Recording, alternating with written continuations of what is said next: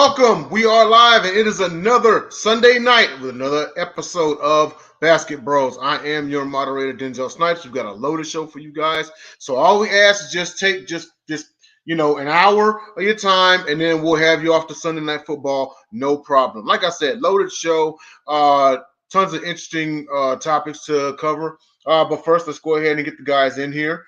Coming all the way from Charlotte, North Cackalack.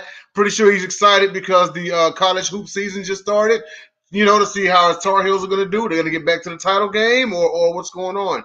But come on in here, Will Vogel. What's up, Denzel? Yeah, college hoops has started. It's getting good. I watched the Air Force Classic the other day, the Armed Classic, whatever, the one that was Gonzaga versus Michigan State on the aircraft carrier. That was, I love those games. And then this week we got like the Michigan State versus Duke. Yeah, we got like big games. But you know what? This is a basketball show that is basketball related. But I'm ready to talk some throwback basketball. Hey, all right, absolutely. And just so everyone knows, we do cover NCAA from time to time as well. It is a throwback basketball show, especially right around, if you haven't seen any earlier episodes, especially right around March Madness time. But then every now and again, a big game may happen, and we may we'll probably end up doing more and more college stuff to prep for March Madness. Yeah, absolutely. But also let's get on in here. By way of Quincy, Illinois, currently residing in Atlanta, Georgia. He's your pundit's pundit. He's your favorite pundit's pundit. If you have a pet tarantula, he's her pundit's pundit, favorite pundit. If you got a pet squirrel, flying squirrel named Rocky, he's his favorite pundit. Jacob Christner. Well, here's the issue though with the pet tarantula. It got used to try to kill James Bond a little while back, and it got squashed and killed. Oh, wow. But no, the biggest thing is those games in the NFL today showed why it is a number one league in the world by the United States and everything by miles. Just all of these games, that Buffalo game, all that games right there. This game's going to overtime right here. And I'm irritated because for the first time, I didn't just get my absolute butt kicked in fantasy football because I got my butt kicked. It was because of my stupid mistakes. So just not trusting certain things today, and it fell through and it stunts. I'm doing really good in fantasy basketball. I lost 2 straight, but I've Josh Giddey, and he went off today. Oh, nice. Well, we do have a fourth member. Let's go ahead and bring him in. He is the commissioner of the South Florida Tribune. If it was his own league, he'd be the commissioner, the general manager, and all the coaches. All he has to do is recruit the players. Come on in here, Scott, Motor City Madmouth, Morgonroth. How you doing, man? I'm doing great, guys. Glad to be back tonight. Great crew. Looking forward to having some time with a sport that I enjoyed covering immensely back in the days. My colleagues, that's for sure. So glad to be back. And I'm wearing a hat that makes me feel like I'm in a little better mood because the Lions played in the close game, and guess what? They won. 1-1. Yes. Well, here's the thing. This is the thing, though, Scott. It's the one type of game that it is absolutely the one type of game Dan Campbell can win. He is like Rocky. He's like Rocky Balboa. You keep him long enough, he gets to the 15th round, he comes out swinging. Yeah. Well, the thing about today's game, though, is that the Lions snapped a 13-game winless streak on the road. So, we seem to have a lot of. Well, come on, Will, hold on, buddy. We've had 24-game road losing streaks. So we made out all right here today. It was only 13 winless. So, and I've seen a lot of these games. We seem to have a lot of records that are bad for all the wrong reasons, but it will not be one of those days. That they've equaled their win total of last year, all of 1, 2, 3. No. You'll get about 6 or 7 before the end of the year. You'll have a run. That's what I'm thinking too. Yeah, well, I hope so. I mean, Aiden Hutchinson's looking pretty good, though. I'm glad we. Yes, he is. I'm glad he's been looking good, actually. But but we do have to keep it moving. I just want to remind everybody that we are on Sideline Sports on YouTube, Facebook, and Twitter. So if you are a first-time watcher, go ahead and click that like button. Go ahead and subscribe to Sideline Sports because we got a plethora, a library. We have a lineup of shows Even past Basketbros, you know, way more. We got Pundits Pundit, we got Sports Arena, we got the Gauntlet, you name it. 3 Chicks in a Pie, Chicken Salsa, you name it. You know, so go ahead and subscribe to Sideline Sports. Hit that like button and support your local Sideline Sports community.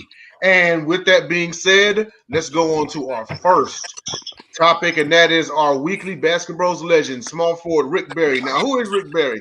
Rick Barry was selected second overall in the 1965 NBA draft, selected by the San Francisco Warriors. I guess that would be kind of modern day because they moved back to San Francisco.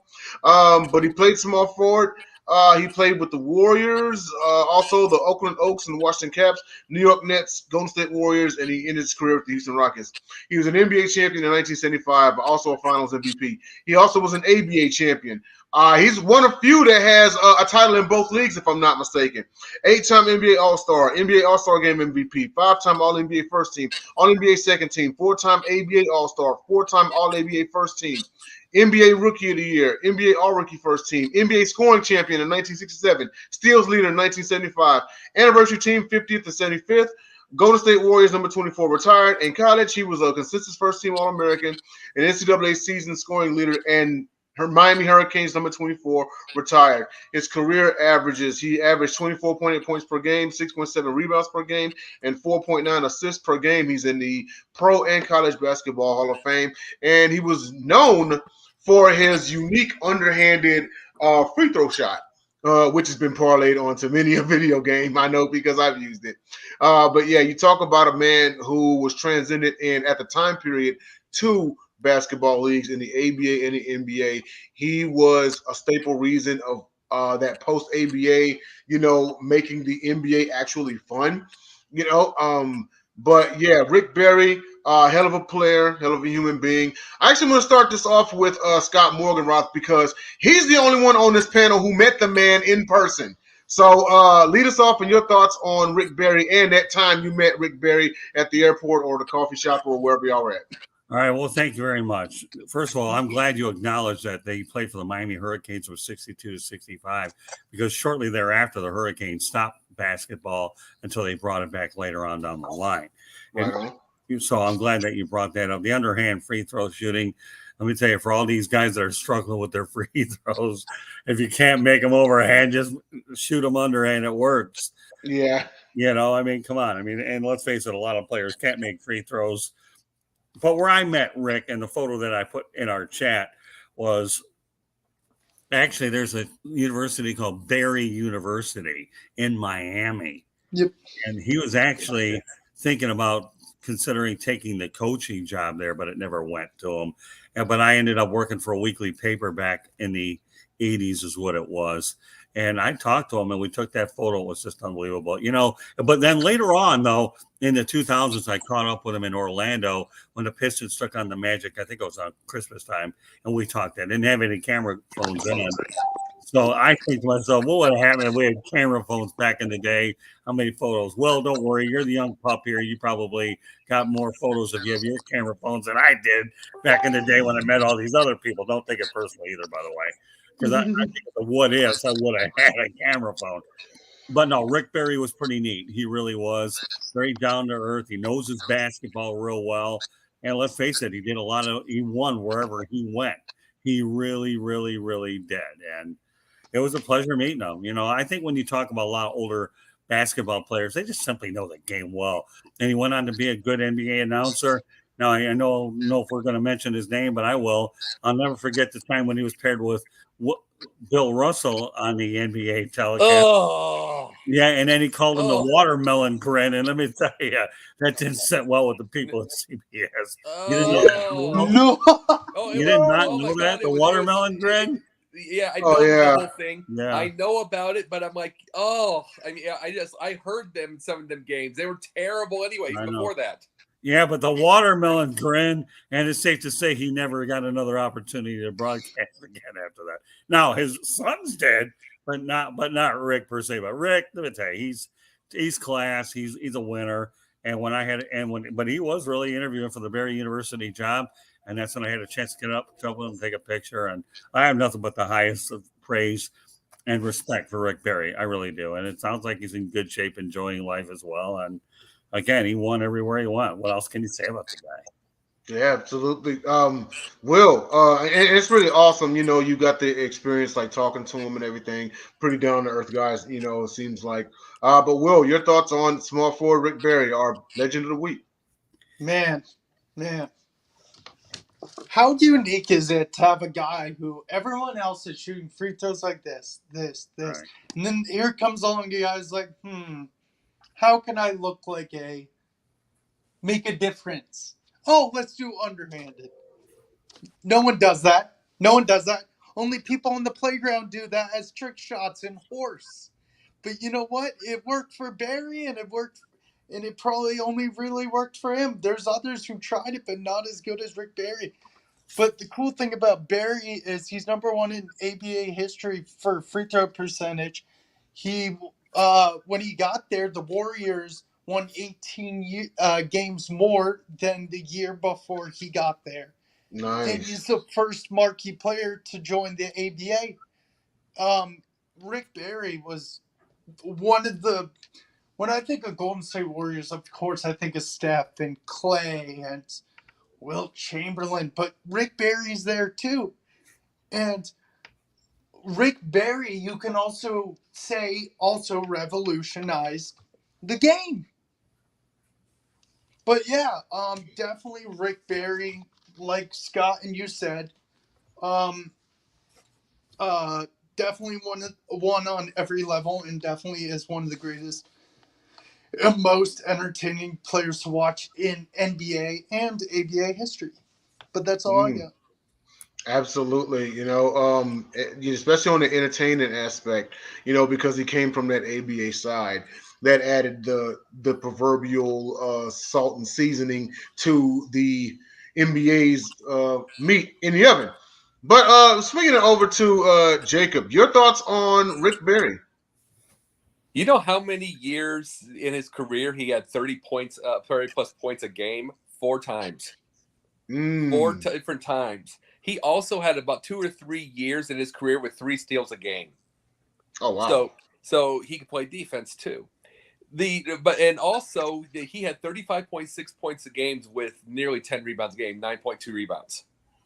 This is and plus we already know his free throws. But see, this is something that a lot of players do not understand. They're too worried about their egos. They're too worried about what they're going to look like, all that kind of stuff like that the internet might make fun of them. But this is the thing. I mean, maybe he didn't have the internet. Rick Barry didn't. But all Rick Barry cared about was scoring. It went in the basket. And that it went in the basket. And so he was going to do that underhand in the first place. So, but one of the, you want to know also where you guys got him, Houston, for his last 2 years. You guys got him his last 2 years, and you guys get him when his knees are shot. Yeah. And it's gone. And it's like, and see, I made that example of what happens with certain players. He left just before. Like another year, he probably would have been 6 points a game or something. He left he left at 12 points a game. Not bad. 13 points a game. Not bad for someone with the bad shot knees. You know what I mean? And It's like he was still able to do his job. Another year might have been 6 points. Like a lot of the legends we've been talking about. Remember, Moses Malone in his career 2 points a game. Yep. Yeah. So it's like the ones that stay way too long and everything just keeps dropping because they're trying to get a paycheck. Which is crazy you mentioned that, because Jordan's final year, I think he averaged 20. Yeah, I mean Bird's final year was 20. So it's like they both left before. They both left. But no, he brought up Jordan. But it's like, but that's the big thing is it's one of those deals where it's like I've always believed the greatest of all time left when they knew they needed to. Yes, truly, Rick Barry is great, but it's like, and I think he kind of left just before the thing. But there are ones like Moses would be known more if he would have left earlier. Right. Oh, for sure. Yeah, it's like he literally after about 11 or 12 years, maybe 13, he could have gone. Instead, he went another 8, and he went to 5 different teams.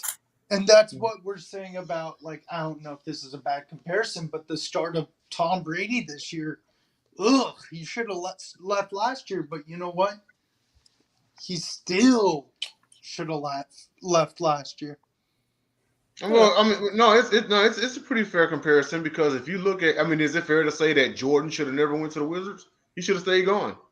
He should have stayed gone. Well, especially with that one shot. He had that shot that was the perfect way to go. It's like, but one of the things now, bringing up the announcing, even if the whole watermelon thing never happened, even if it didn't happen, Bill Russell and Rick Barry, and I've heard a few of their games. They were terrible to listen to. They were terrible. It's like two guys trying to figure which one's going to lead in a dance, and they're both stepping on each other's feet. And it's like, and it's one of those where, and that was not the first time. It wasn't a watermelon thing, but Rick would say offensive things. And the Bill had to say to himself in his head, I'm on TV, I'm on TV, I'm on TV, because I'm not going to kill him. I'm not going to kill him. I'm not going to kill this guy. I'm not going to kill him. I'm not going to kill him. And it's like you just heard them, and it was just like terrible chemistry. It was just terrible chemistry. It sounded bad. You just have to listen to believe it. Yeah, and it just goes.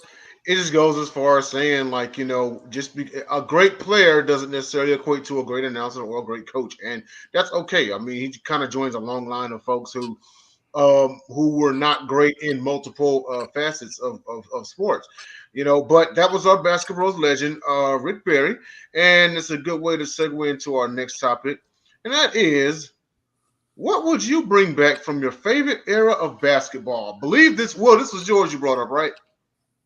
No, this mine. Was okay. It was your okay. Rick Barry was my idea. Okay, gotcha. But we'll start off with Will. What would you bring back from your favorite era of basketball? What would you? What would I bring back? Ooh, there's a lot of good ones. Man, I'm gonna bring back toughness. I'm sick of these guys saying, "Oh no, he slapped my hand. That's a foul." Come on, man. He touched your hands, just grazed it, and that's a foul.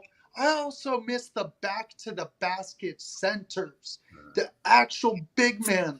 Sure, it's cool to see like Jokic and these guys get triple doubles, but I like back to the basket players like Hakeem, where he did the dream shake, or when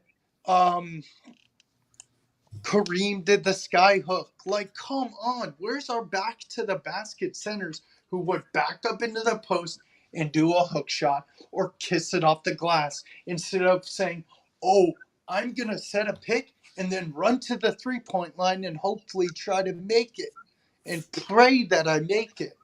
No, I want this pick and roll and you run to the basket like you're supposed to. Also, like I said, toughness.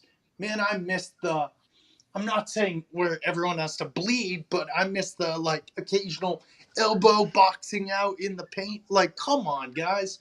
Bring back toughness in the back to the basket centers. No, I totally agree. That actually was going to be mine. And I was going to also say I would bring back the days where they didn't like cry for the foul so much. Exactly. You know? I'm or like look for the foul. Like, wrist. You a know, slap go to the like, wrist is a foul. Oh, come on, that's yeah. so dainty. You take the ball up the lane. You go and you go up for the shot. You get an and one. That's fine. If you're not, but that's how you get a foul. You don't just like, oh well, you know, he touched my elbow or whatever. Like everyone is taking the cheap route to get to the foul line. You know what I don't like? I'm gonna go one last thing. Exactly what I was saying. I don't like the guys who go into the lane. And then they think they get fouled and they miss the layup and the other team's on the fast break and you just see the guy back there argue with the ref like, what the heck? Go back on defense. Play defense. Defense.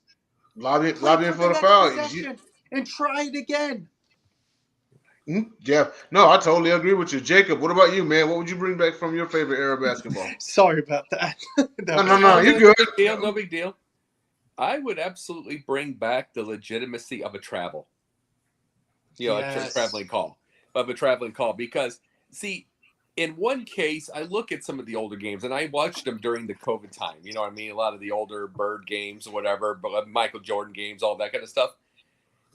And I will tell you this, you don't want to totally bring back what was considered a charge and you don't want to bring back what was considered travel because, I mean, if they sneezed wrong in a certain thing, it'd be a travel, which was stupid. But now, you see, this is the thing where we get to the point. This is where we get to a problem, and Scott, you'll agree with me on this too. Sure. This is in media, this is in everything. We have a problem with extremes. We cannot have common sense. We cannot have a common sense travel. Like about 3 steps, blah blah blah blah. It's it is either okay, we sneeze and step on the floor and it's a travel, or it's you are basically traveling to your house. You're traveling to your house and dunking the ball.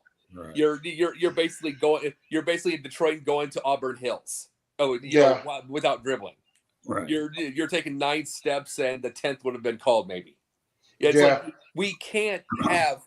And another thing that I would probably bring back, truthfully, just those fights under the boards. Yeah, boxing out. Yeah, the boxing out. But I'm just saying, there's those pictures that we see, and we'll see them on Twitter.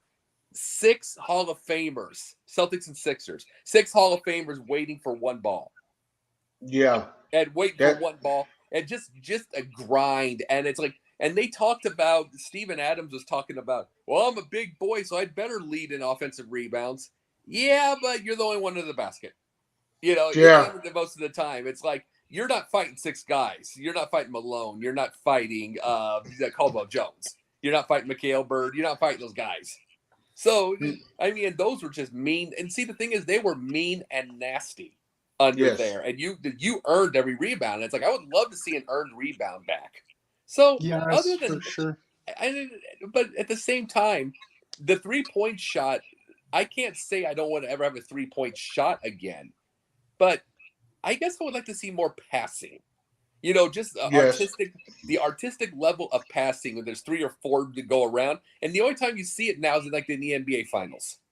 The 2 best teams will move the ball around. Other than that, you already know you're watching game 26. Of the NBA season between the Kings and the Magic, and when everybody's jacking up 4 threes in a row. Yeah. You're not going to see that in the finals. No, I mean, you look at the real the true ball rotation teams of like the last 20 years, and the 2 that I can think of are the Spurs and the Warriors. Yeah. And get this, the Spurs didn't play small ball. Right. Oh, I know. But that's the thing is, like, if you watch the old Bulls, if you watch the old Bulls 96, 72 win team, look at 4 guys moving the ball around. Mm-hmm. Look at some of the Spurs teams, when they won it all. I mean, we'll just say even Detroit. Mm-hmm. You know what I'm saying? Detroit, the old Pistons teams, even as tough as they were, ball movement. They can shoot. You get 3 or 4 guys holding the ball.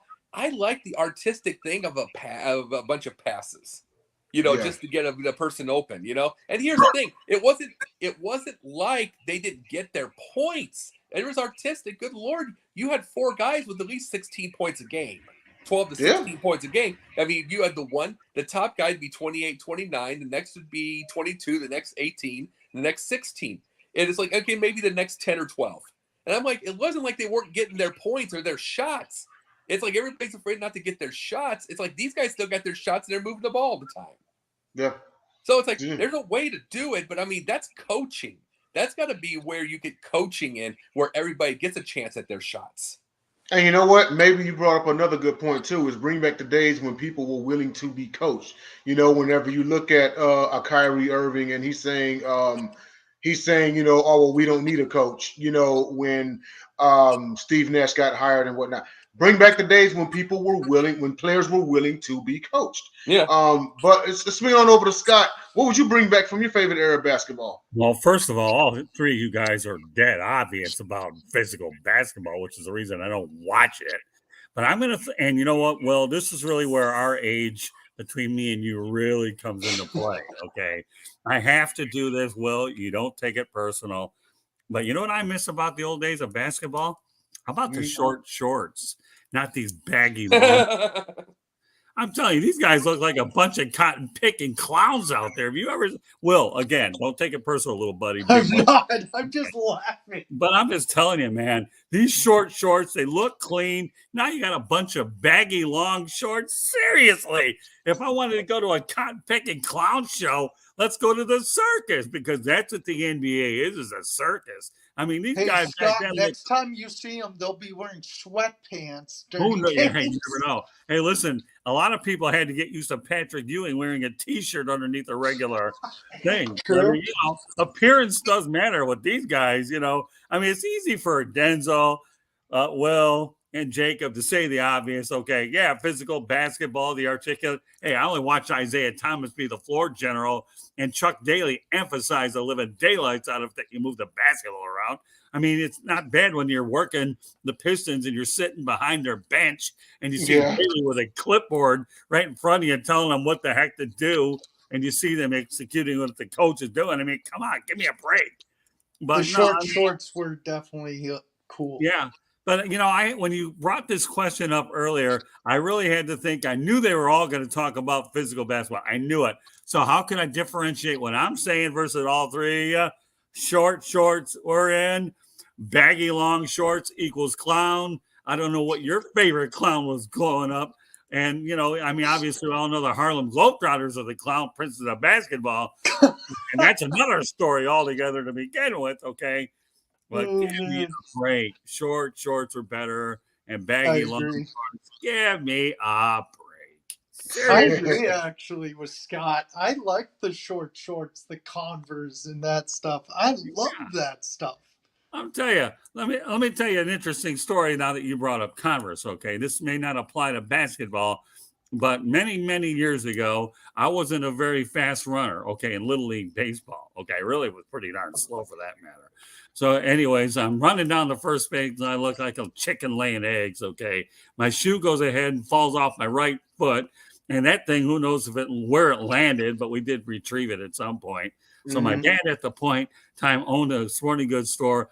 He got me my first pair of Converse All-Stars Chuck Taylor. But the best part about them was they were high tops and they never flew off again. Nice. I mean, but I'm just telling you guys, we got to lighten it up on a Sunday night. Converse high tops, short shorts. You guys coming up with the obvious answers that don't get any better. That's why we love you, Scott. You bring up the awesome times.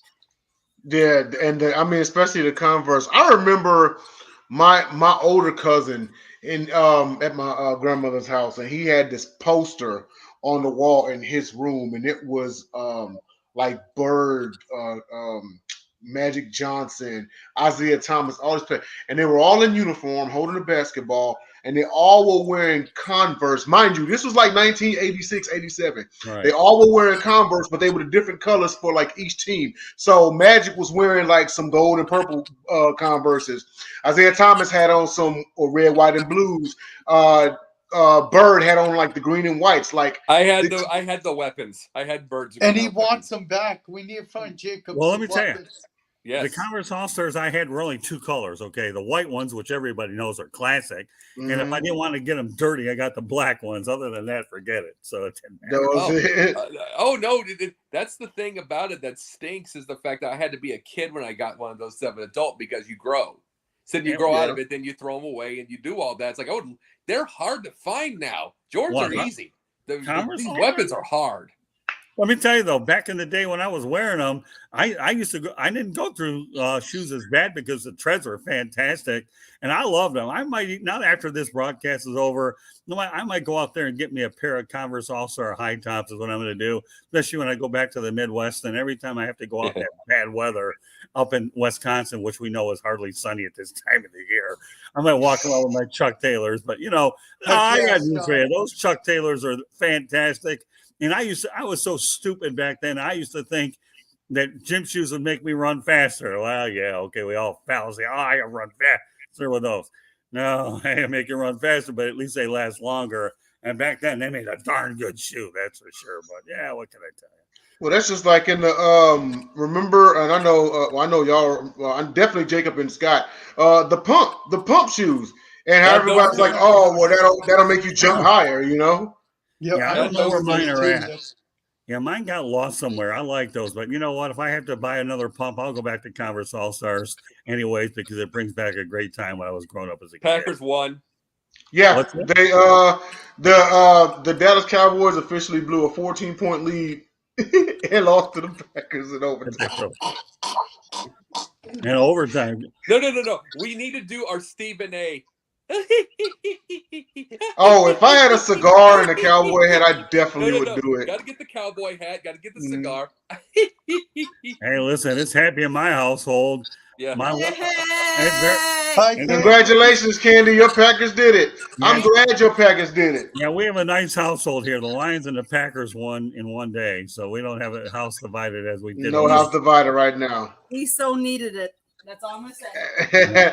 Well, let's go ahead and we're at the midway point of the show and actually want to remind everyone that we are sponsored by the Score No Score app. Jacob, let them know what Score No Score app's all about. All right. For anybody that hasn't heard about it yet, what Dom made it perfect. He said the perfect thing. It is gambling for dummies. If people don't want exact, I like, for instance, in the gambling deal today, somebody bet $5 on all of their games today. Was about to win $100,000, and they missed on a Bears extra point. They missed it by that much. Well, no, this is not that type. This is basically what is the. I mean, it's like let's say in baseball, who will score this inning? In football, will they get 50 yards? You know, over and over. You get it's basic. It's pretty easy. It's easy to go. You start with tokens. You might be able to do your tokens or continue to build from that. And that's one of the things about and it's one of those things. It's not going to lead to any kind of gambling addiction if people are worried about that. It's something to have a little bit of fun with. You never know. So that is what Score or No Score is right now, and it's a good little app to have. Right, absolutely, you can find it in the Google Play Store or the Apple App Store. So if you got the iPhone or if you got an Android, it's available for both. So most definitely go and check it out. And so now let's go on to our next topic, and that is teams you hated to watch. Real quick, I can't say. I mean, I'll tell you this much.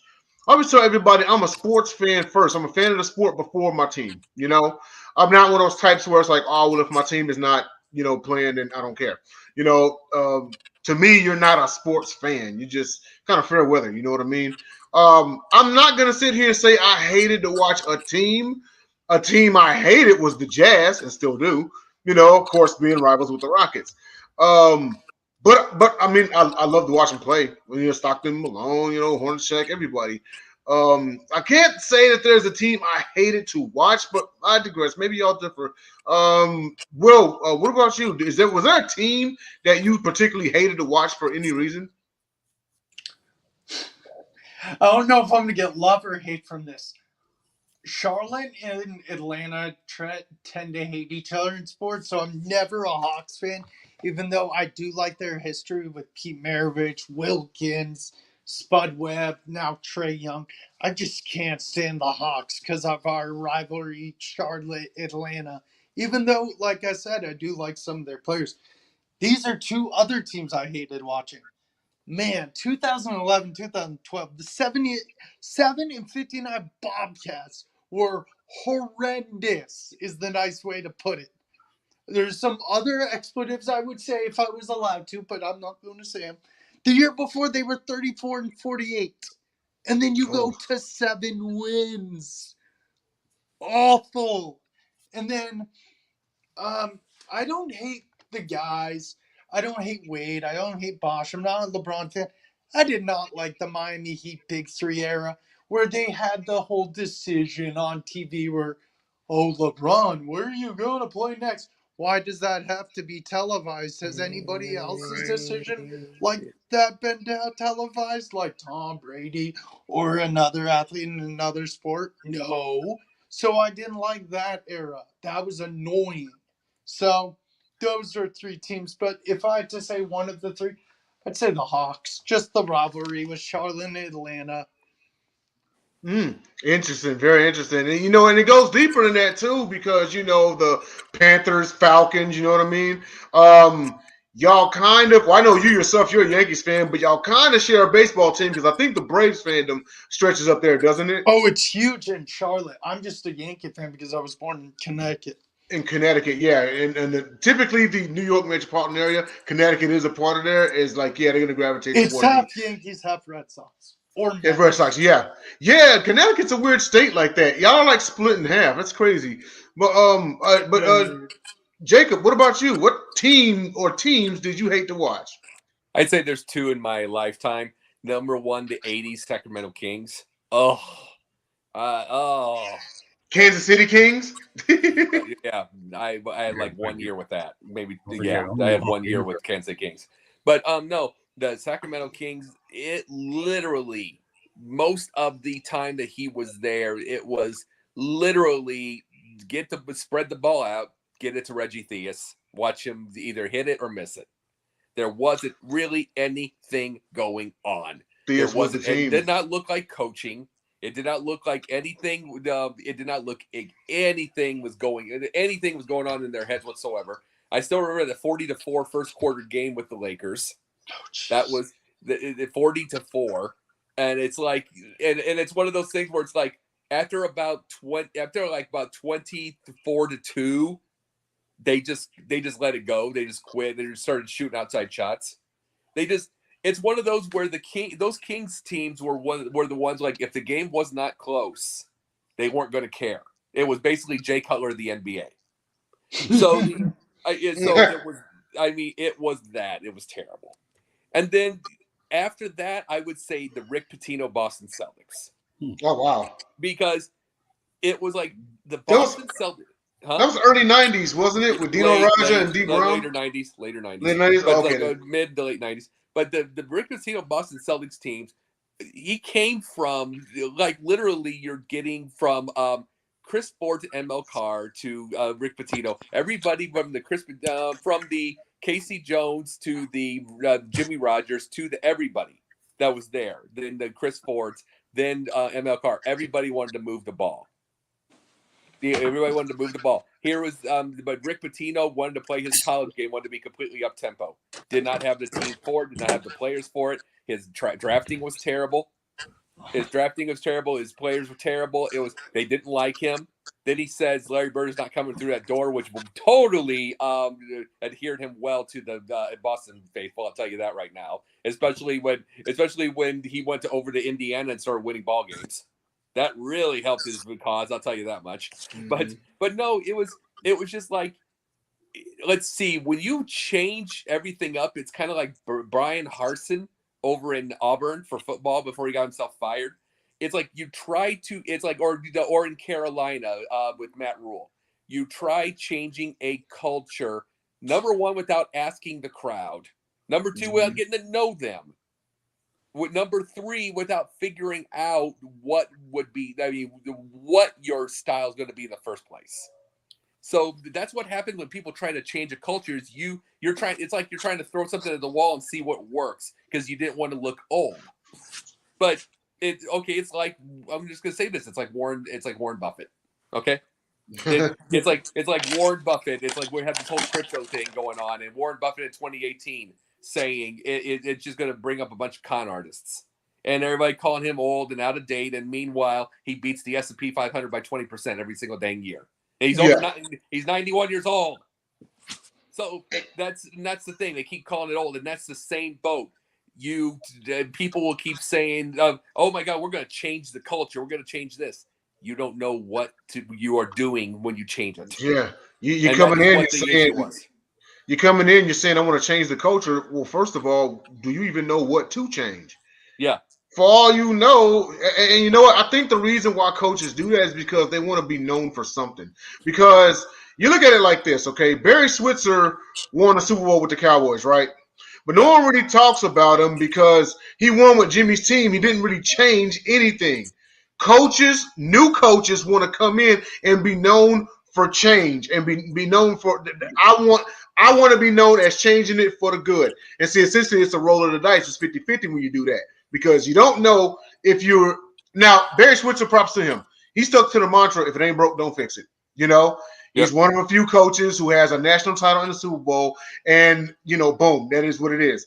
But he's not revered like Jimmy, because Jimmy literally came in there and changed the culture. He changed everything, Here's the thing real fast, too. Barry Switzer was Oklahoma.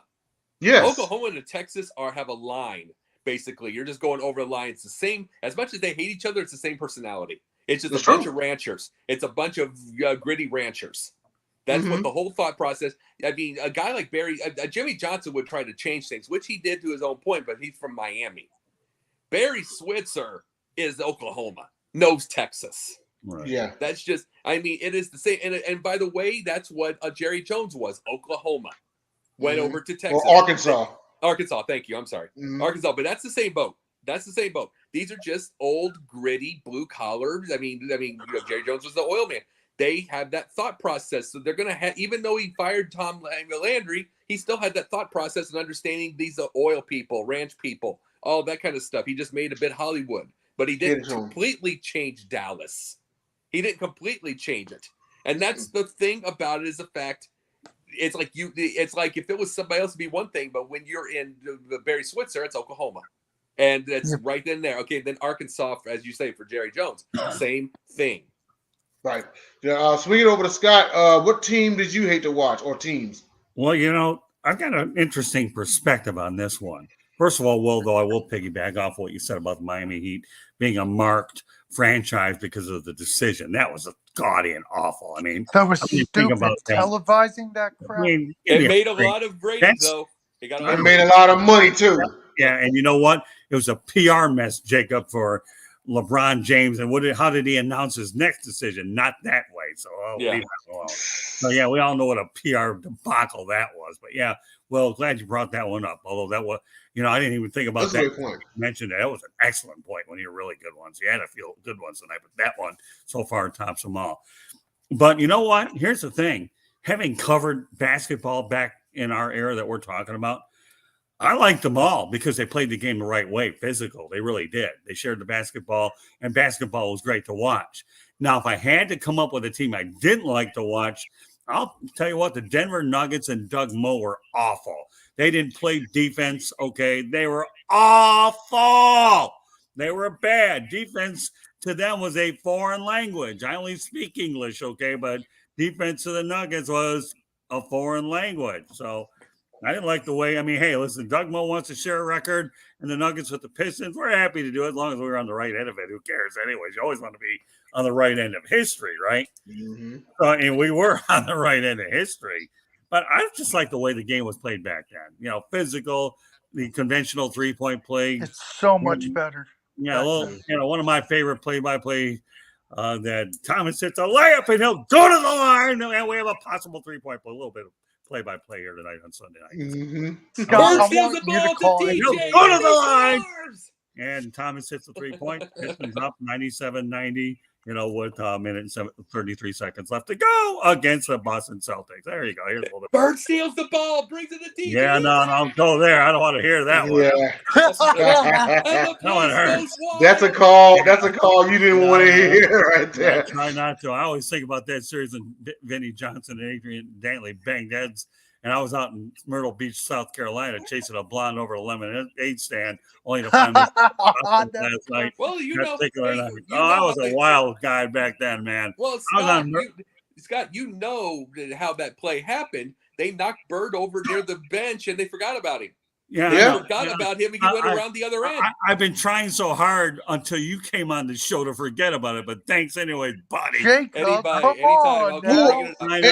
And you talk about a moment where you're yelling at the TV, Scott. I'm pretty sure we're like, how do you forget about Bird? How do you forget about the number one man on that team? Yeah. Well, number one, I don't forget about him anyways because he's one of my better memories, as I've told you guys time and time again. Then he was with the Pacers, and I spent time with Larry Bird, and he gave me some great advice on how he deals with people. Only Will should only find out one of these days what he told me. He will down the road, but I always, no, Larry Bird was one of my favorite people in the NBA back in time because he was a nice guy and a heck of a player. But no, but I guess to answer your question, to give you the Cliff Notes version, if I'm even capable of doing it, okay, I like them all. Couldn't stand Doug Moe, and yes, I'll give Will his due on this one. the Miami Heat, the decision, the debacle, PR mess. Okay, because what ended up happening was the Mavericks beat the Heat the first year. Yeah, and they ended up, not and they one, had a not bullseye. two, not Yeah. three, not four. Shut Right? up. No, I know that. I know they had a bullseye on their chest. Ended up winning too, and we all know how that it ended. So And they there had you a go. giant party, which was stupid. Oh, I know. I know. I hear you. We have other more worthwhile subjects, I but know, I right? Yeah. but Yeah, I I had do got this out there. Yeah, no, absolutely. Reliving some great memories. This is what we're all about on this show. So we have about 10, 12-ish minutes left before we do our closings. So just want to get through these relatively quick. Well, not at the speed of light, but let's go to our first Basketbros moment in time. So there was a time that Larry Bird played a game mostly where he shot left-handed. He had 47, 14, and 11. Amazing for a guy to do this with his left hand, and I actually want to start this off with Jacob, since he's the resident Celtics fan coming up, and he loves bringing up Larry Bird if he could 50 times a segment. But your thoughts on his today. Only 3 times today. Yeah. Are you feeling okay? Yeah, I'm fine. But your thoughts on his left-handed game? Well, for one, I always said this. He probably made 25% of his points in his career left-handed. Going across, for one thing, he was legitimately left-handed. He just he wrote left-handed. He ate left-handed. He just shot right-handed. But the thing was, he would go into I mean, he did these left-handed hooks. He'd go into the lane and switch hands. He'd do that all the time. But this was I called it media fellatio. It was like the Lakers are coming back next, and they said, I'm going to save my right hand for the Lakers, which they won that game too. And it was like they won that game also in the Forum. But the biggest thing about it was he was kind of making a little point that people really don't pay attention to his game. The media doesn't pay attention to his game at all. The fans don't pay attention to his game. He was making a point when he said, because he never said that again, because he would have a 40-point game and 12. I mean, he'd have a 46-point game and 12 of them would be left-handed. 14 would be left-handed. And I noticed, but I know very well he was making his own point that people aren't paying attention to his game at all. It's like, so he decided, well, I'm just going to go shoot it left-handed. And he did a bunch of left-handed things. And it's like, and he did a bunch of left-handed things. I mean, he did a couple of left-handed passes. He did the whole thing, and that's what he was capable of doing. And personally, to me, this isn't his greatest game ever by any stretch. I think the 49, 14, and 12 with the destroyed back against Portland. Another one against Portland. He loved Portland for some reason. It's like Derrick Henry loves Houston. Go ahead. Yeah. Oh yeah. He loved. Oh yeah. It's like he absolutely loved. He loved playing Portland for some reason. He had his greatest games against them. But I think that one's better. But him doing those triple doubles and doing everything like that and doing things. I mean, he rebounded left-handed, doing all that stuff. It was because he was bored. He was just flat out bored. He was from about 83 to about 88. And when he got 29.9 a game, he was the best in the world, even with Jordan around. I mean, truthfully, overall, from 83 to about 88. He was, 83, 84 to 87, 88. With overall game, everything from steals to everything, he was the best in the world. And he'd get bored. He was just going to shoot the game, Yeah, right. More like Larry Board, if you know what I mean. Pretty true, yeah, no question. Not Larry Bird, Larry Board. Yeah. Swinging over to Will, your thoughts about this accomplishment. 47, 14, 11, left-handed. Man, Jacob hit it nail on the head. Like he's mentioned on the show before, and I've seen clips of Bird too, and Jacob knows Bird firsthand, watching him play a lot, and same with Scott, you. Jay, he retired before I was born, but I've seen highlights. This guy was the original point forward. He would run the breaks. He'd run the floor. He would get triple doubles. He would get those rebounds. He was a smack talker. This doesn't surprise me at all. It's Larry Bird we're talking about. Larry Legend. Probably in my top 10, top 15 greatest players of all time. But this guy was nothing short of amazing. This guy was everything. This guy even won a 3-point contest in a freaking tracksuit, for God's sake. In warm-ups, yes. Hey, in warm-ups. 2 of his 3 in warm-up. 2 of his 2 of 3 3 in warm-up. in 2 of warm-up 3 in in a warm-ups. tracksuit. He was like, okay, whatever.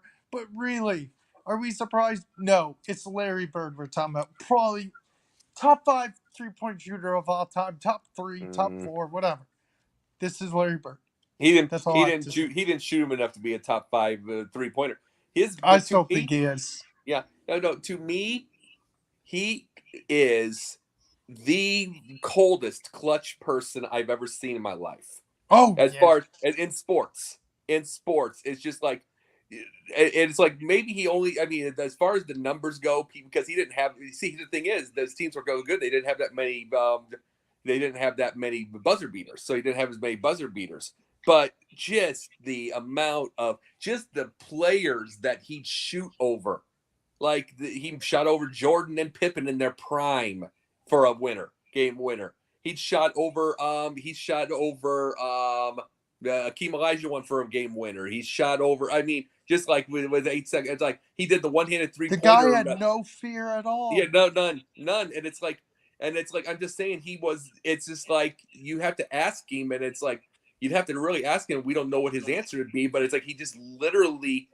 I think he had like 33 game winners and under 30 seconds left. Just like ungodly. It's like, but I'm just like, and he did not miss that many when it came to that line. It's like, but those were the deals, though. It's like he was just. It's like it just shows the difference. Like I bring up Harden. That's another one I bring up quite a bit. I bring up Harden. I bring that up, and it's like, yes, one of the all-time great ISO players, one of the all-time great shooters, one of the all-time great everything. But it's like that he is not that guy, just that stud in that moment, like we grew up with. He's not that. It's like I saw him in that game in the one in the end when he was facing off with Philadelphia versus the one that beat him, Boston. Mm-hmm. It was the ball that bounced off, and he let the ball go right by him and get a rebound for an offensive rebound on Boston. He just let it go by, and he does that. Yep, and he owns the Bears too. But that's the thing. It's like the reason we can say this kind of stuff is because there are people there are great, there are good, there are great, and then they're that guy. Yeah, and it's like I say, Harden's an all-time ISO. He's not that guy. I got you. I do have to real quick swing over to Scott. Your thoughts about this game, and then we got 2 quick topics after this, and then we'll wrap up. Go ahead. All right, no problem. All right, I'm glad to listen to everything you got to say. Now I have plenty to say about this guy. Okay, in all my years in the sports media business, 43. Okay, late December. I have never, ever been around a smarter athlete and spoke to a smarter athlete than Larry Bird. Never. Number 1. Okay. I don't have to count to number 1 because Larry Bird is the smartest athlete I have ever dealt with. And I'll tell you why. Because remember I told you I met him at the Palace of Auburn Hills? After he was done with his post-game media availability, I addressed him, Coach Bird, do you mind I have a moment with you? I just need to ask you a question that might help me out a little bit down the line. I said, sure, no problem. He was very polite and cordial. Well, down-to-earth, level-headed guys you'll ever meet, okay? I said, Coach Bird, and again, I addressed him by Coach Bird, not Larry, but Coach. Could have asked him Larry. He was that polite, okay? But I addressed him by Coach. Coach, I know you weren't one of the better athletes out there, okay? And I realize that compared to some of your competitors. But what made you a lot better than a lot of your colleagues or whatever? He said, Scott, here's the deal, okay? I always thought 3 steps ahead of everybody. And that was a lesson that I learned from Coach Bird. So when we watch Jacob compile every stat on the planet, okay, that describe Bird, that was his method for his madness. Now, Jacob, I'm calling you out here, okay? Yeah, sure. And I will. And I don't have a problem calling anybody out. I think that left-handed game is the best game of his life. And I'll tell you why. Because he just proved a point I can play with my opposite hand and outsmart you anyways. You know, you want to do a 49-point triple-double, no problem, okay? But that to me, but if you can play with your left hand and compile the numbers you got listed there, that to me is your best effort ever. But I want to reiterate for a lot of our listeners that are watching and listening to this show here on Sideline, that if you think 3 steps ahead of everybody, okay, then you will win no matter what. And Will, a little lesson for you, okay, that I learned from Don Shula that everybody can hopefully take. I know it's not a football thing, but I remember when I was a young pup covering the Dolphins, Don Shula always told me that I tried to cater to everybody's strengths and get them to do what they can't do, not what they can't do. So between what Don Shula educated me back in the 80s versus what Larry Bird educated me with his lessons back when I was covering the game when it was really good in the 90s, that's a pretty good, strong foundation to build everything else. And if that isn't worth anything, let me add one other little mini layer. I had an opportunity to interview John Wooden many years ago, and I'll tell you one thing, okay, that I ended up doing. I take his pyramid of success, and to me, that's the Bible of life. So if anybody ever goes ahead and takes a Bible of life, John Wooden's pyramid of success, what I learned from Bird and what I learned from Shula is giving me the foundation in life to not only be, able to do what I need to do in society, but has enabled me to formulate broadcasting ideas and habits that allowed me to have a little bit of staying power in the business. I throw that. But yeah, no, Larry Bird's the smartest player I've ever interviewed. And now you guys can understand why, that there's more to him behind the numbers, but it's what's between your ears and how you outthink your opponent. Because in life, guys, okay, life is a chess game. And if as long as you're playing chess in life, there's no way you win. You want to play checkers? Guess what? You're going to lose all day long. Well, and I want to say this before we go into the last subject here, and to bring this up. To me, his greatest games, every one of his awesome games, greatest games, are when his back was gone. He could not move anymore, could not drive the lane anymore, could not do any of that stuff anymore, and he's smoking 35, 40, 45 on people, and he could not move an inch. I mean, his legs couldn't even feel his legs. His back was gone, and he was still doing that. And it's called mind over. And you know what, Jacob? Sorry, bro. It's called mind over matter, is what it did, and that's why he had those games because of all the physical difficulties that he had. Sorry to interrupt you. A mind over matter. Yeah. Yeah, no, absolutely. And we did have a second one, but we'll go ahead and transit that one in the next week. So before we wrap up, real quick, favorite player of every era, 60s, 70s, 80s, 90s, 2000s, and 2010s. Real quick, for 60s, I'm going to say Bill Russell. 70s, I'm going to say Dr. J. 80s, I'm going to say Bird or Jordan. 90s, I'm going to say Hakeem.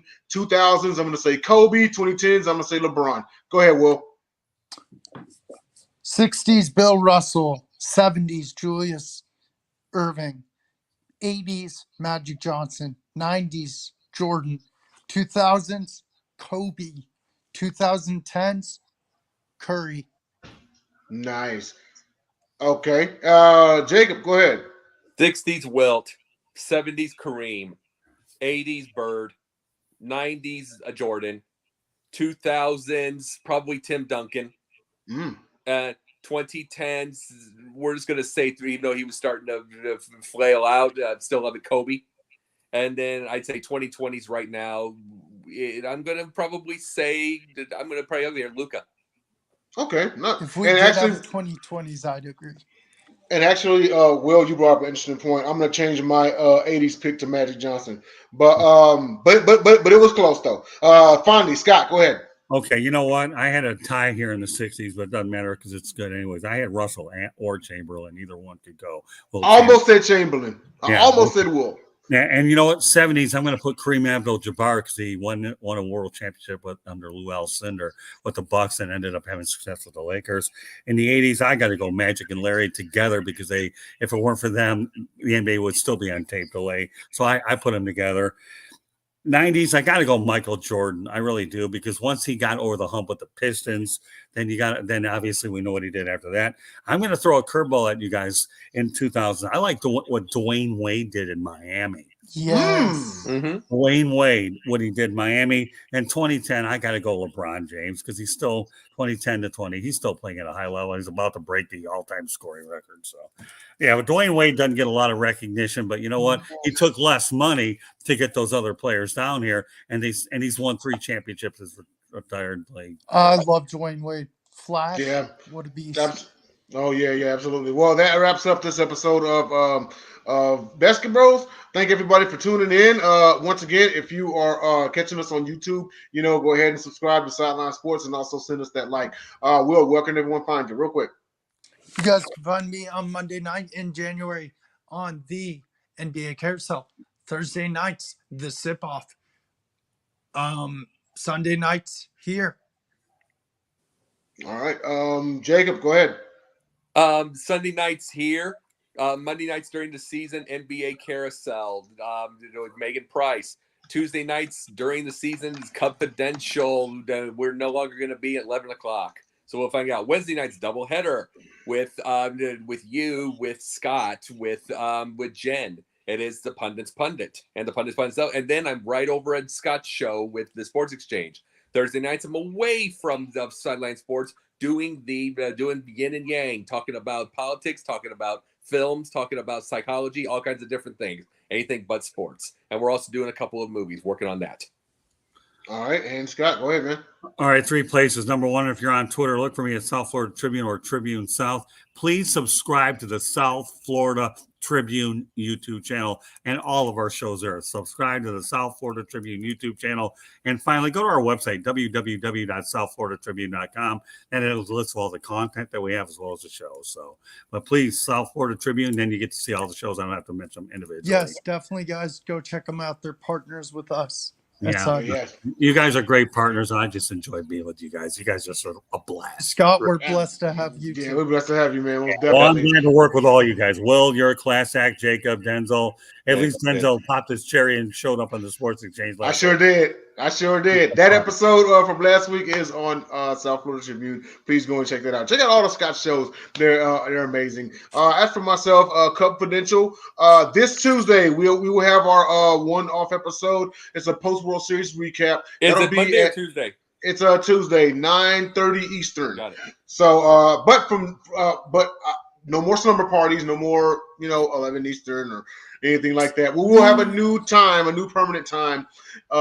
It might just be 9:30 Eastern. I don't know, but but I know for that episode, it's going to be at 9:30 Eastern. It's going to be a 30-minute episode, just a World Series recap. Also, Pundit's Pundit Wednesdays, Fridays, the Gauntlet, and Sundays here. So for myself, Will, Scott, and Jacob, thank everybody for watching Basketbros, and we will see you in 7 days.